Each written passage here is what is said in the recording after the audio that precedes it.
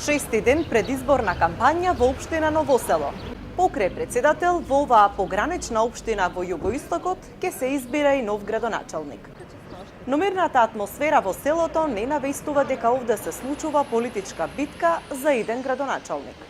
По улиците на селото, по излозите, не се забележува ниту еден плакат на кандидатите за градоначалници. Движејќи се низ селото, наидовме на предизборниот штаб на еден од кандидатите и тоа е се. Жителите на Ново Село пак велат дека им треба искрен, чесен и вреден градоначалник. Да има добри, честни, поштени, да биде, да придонесува за државата, да мисли за народот и тоа. Шо?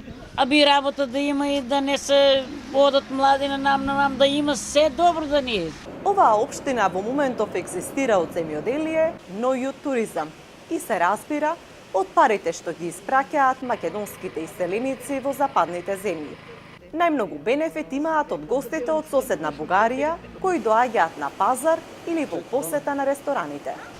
И пазар тука им поевтинко, взимат си, носат си дома за Петрич. Во оваа општина изборот на еден градоначалник ќе биде помеѓу бизнисменот Никола Андонов од СДСМ, кој бара втор мандат по раководењето со општината од 2005 до 2009 година, и Николче Стоилков од ВМРО ДПМНЕ, кој е царински службеник.